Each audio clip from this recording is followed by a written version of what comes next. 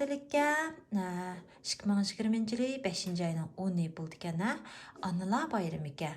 Şoňa sizlerge bugün Güzellik Buluqy diyen kitapni okup berme. Bu kitap güzel analarga bagışlandı. Burunqi bir zamanda bir yezida bir kız bar ekan. O kızning ismi Aynur ekan. Ata-anası bu kızını ayning nuridek nurluq bolsun, bütün keçideki qarangılıqni yo'rotgan shundaq güzel to'lin oydek bolsun deb bu qizga nurg'un arzu armonlar bilan bu qizni beqib cho'ng qipti. Lekin bu qiz cho'ng bo'lgan siri o'rin, adabsiz, bilimga qiziqmaydigan, kitob o'qishni yaxshi ko'rmaydigan, boshqalarga zo'ravonlik qiladigan, yig'lang'u, kech uxlamaydigan, tomoq yemaydigan, ashundaq bir eski odatlarni yetildirib olibdi. Shu sababdimi bu qiz borgan siri satlashib ketibdi. Şoňa bir güni bu qiz qarapdı. Men chiroyli bolsam bo'lmamdi-a?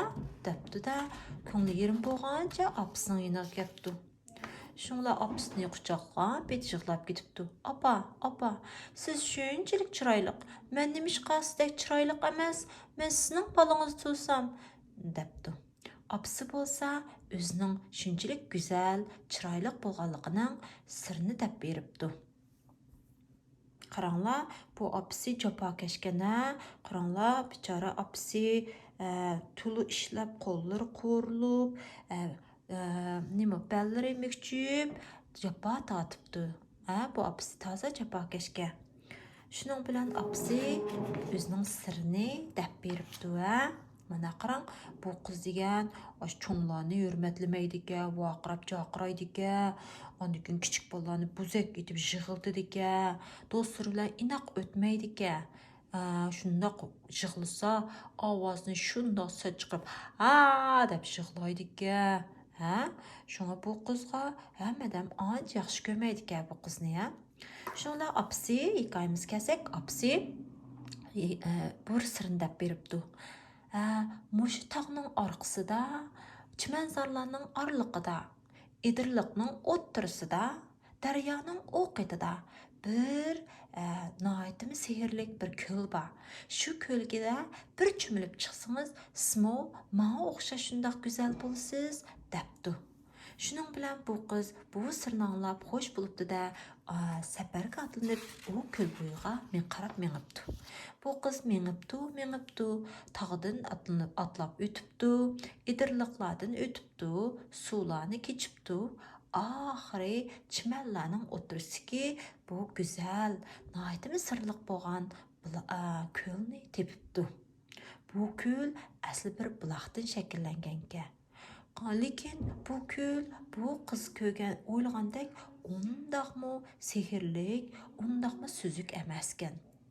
Shu qiz shunda bo'lsa-mu, bo'ptilar, bir saklab tushib, texim go'zal bo'lib olaychi deb, shundoq saklay deb turishiga ko'lning o'tirisidan bing qiplam bir suv malakasi paydo bo'libdi. Hay qiz, hay. Siz bu ko'lga tava emas. Bu ko'l sizni qarshi olmaydi. Siz bu ko'lga saklasangiz bo'lmaydi, debdi. Qiz hayron bo'lib, siz kim o? Nemishqa? Men saklayman dedim, saklayman, debdi. Suv malakasi bo'lsa, men bu ko'lninki egisi bo'laman. Mening ismim Suv malakasi. Agar siz menga qarshilik qilib suvga saklasangiz, siz bir badbashiri alvosga aylanib ketasiz, debdi. Shuning bilan mening agar navoda mening gapimga quloq solib, maslahatimni anglasangiz, balkim sizga yana bir fursat kelib qolar, debdi. Shuning bilan bu qiz o'zining teximi satlashib ketishidan qo'rqib, suv malakasining gapiniga zang sapdi va shuning bilan debdi suv malakasi. Siz bu dövrəm uyingizga qaytib, qag'ishliq qilib yig'lamang, boshqalarga zo'ravonlik qilmang, cho'nglarni hurmatlang, ota-onangizga kuyining, tuqqanlaringizga kuyimchan vafodor bo'ling, do'stlaringizga sadoqatmand bo'ling, do'stlaringizni bo'zak etmang. İlimge qiziqadigan bo'ling, bilimlik bo'ling, kitob o'qing, boshqalarga manfaat yetkazing debdi. Shuning bilan bu qiz noydim ochiqlangan holda, noydim ümidsizlangan holda xotin shilg'icha orqaga burilibdi. Ajab bir kuni shunchiraqdan kelsam, meni tushkil qo'ymadi. Debdi-yu qaytibdi. Qaytib berib, malaka degandek ishlarni qilishga u kuchapdi, tirishibdi. Do'stlari bilan burunqidek so'mgarlik qilib, do'stlarning ko'ngliga azob bermaydigan bo'pti. Ba'zi do'stlarni og'rib qo'yib, ularning ko'ngliga davomli azob bergandiq. Bu dövrəm amal ba do'stlarning ko'ngliga azob bermaydigan bo'pti. Lekin ichidan bo'lsa, ularni davomli yaxshi ko'rmaveribdi. Apsıga yordamlashib berganini o'ylashibdi. Apsıga ba'zilarni yordamlashib beray deydigan-yu, berib chalib puchuqlab, qo'lning uchidan qilib qo'ydi ekan. Ani uqusiga bo'lsa, yuzakila, yaxshi deb qo'ydi ekan, lekin uqusi bilanmi unda qiziqib o'ynamaydi ekan. Oji aqllari bilan inoq o'tgandek qildi ekan-yu, yanala ularning gapini anglamaydi ekan. Shuning bilan bir oy o'tibdi. Bu qiz yana ko'l bo'yiga beribdi. Ko'l bo'yiga berib shundoq saklaydi-sa, heliqi sumalikisi ko'lning o'tirisidan labbada chiqibdi. Yo'q qiz, yo'q. Texi vaqti kelmadi. Siz garchi yaxshi bo'lgan bo'lsingizmi, lekin uni chin qalbingizdan chiqarmadingiz. Siz yanala samimiy bo'lmadingiz, debdi. Shuning bilan bu qiz deb mayuslangan holda yana orqa qarab qaytib uyiga mengibdi. Lekin qiz shunchalik parishon bo'lsa-mu, lekin birinchi qatimdek unchalik xapalab achchiqlanib ketmabdi. U yo'l bo'yi sumalikisining degan gaplarni o'ylabdi ham o'zini texmi yaxshilash to'g'riliq o'ylashibdi. Men bundan keyin chiq kitob o'qiyman, acham aqllarim bilan yaxshi o'tman, do'stlarimga zo'mgarlik qilib, ularni ayirib, ko'ngliga azob bermayman. Kichik bolalarni bo'lsa, ular bilan yaxshi o'taman, ukam bilan yaxshi o'ynayman. Apamga eng muhimi, apamga yordamlashib, uy ishlarini qilib beraman, vaqtida yuzimni yuyman, vaqtida uxlayman, tomoqni vaqtida yeyman, o'z karvatimda uxlayman, debdi. Deb o'ylab, shundoq xayollarni surib mengibdi. Eng oxirida u o'ylabdi-da, "Va, men bir muhim ishni unutib qoptiman. Kitobni jiq o'qib, bak bilimlik bo'laman", debdi. Shuning bilan bu qiz qaytgandan keyin o'zining yo'l bo'yi o'ziga bergan va'dalar bo'yicha ish qilibdi. U qiz birdilla bag'on siri yaxshi bo'lib ketibdi. Apasi bu qizdan shunchalik xursand bo'lib, bu qizni ichidan texmi suydigan bo'lib ketibdi. Ma'ldiki, cho'nglar bo'lsa, bu qizning shunchalik adablik bilan "Assalomu alaykum bova, assalomu alaykum mama" deyishlarini anglab, yuraklardan suyunib ketibdi. Kichik bolalar bo'lsa, bu mehri issiq otasidan shunchalik xush bo'lib ketibdi. Chunki bu qiz kichik bolalarga shunchalik yaxshi muomala qildi ekan, ularga kitoblarni o'qib berdi ekan. Anandan keyin do'stlari bu qizni texim yaxshi ko'ribdi. Chunki burun ko'ngliga azob bergan do'stlari bo'lsa bu qizni faqat yaxshi ko'rmaydi ekan. Bu dövrəm bu qiz u do'stlarnimi nəhayət yaxshi o'tib, ularning ko'ngliga azob bermay, ulardan kechirim so'rab, ular bilanmi nəhayət inoq ijil o'ynabdi. O'zidan cho'ng bo'lgan aka ochilari bilan ularga beshamlik qilmay, ularningmi gapini anglab, nəhayət yaxshi bo'pti. Muhimi nurg'un kitoblarni o'qib, nurg'un aql o'rganibdi. Chechan bo'pti, ishchan bo'pti, sog'lom bo'pti. Shuning bilan put-qo'llari, badallari bag'onsir chiroyliqlashib boshlabdi.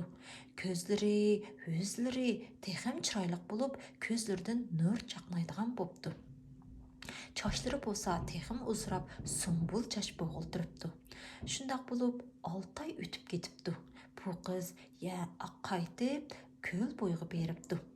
Shundoq ko'l bo'yi qarsa, bu dövrəm ko'lning bo'yi shunchalik suzilib ketgan. Shundoq egilib ko'lik shundoq qarab ekan. Voh, nima degan go'zal malika bu? Bu kimdi? deb turishiga heliqi su malikasi lappida qilib qizning yonida paydo bo'libdi. Hay qiz, xush kelibsiz. U dal siz. U go'zal malika siz bo'lasiz. Siz mana o'z ismi jismingiz loyiq ayning nuri bo'lib, shunchalik go'zal bo'lib ketdingiz. Go'zal bo'lib ketibsiz. Bundan keyinmi texmi go'zal bo'lib ketisiz, debdi.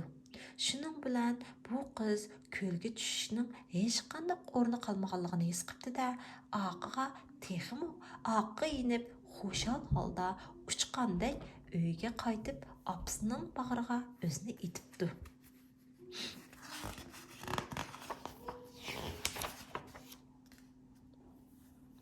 Qarang mana, bu su parisi bu qizga o'zining gaplarini deb berib o'tibdi, ha? Şunun bilan opsi bu qizning go'zal holatini ko'rib, opsimi nihoyatda xush bo'pti. Jinim qizim, oyning nuri qizim, yuragimning bag'ri qizim deb opsi qizni yurak bag'riga besibdi.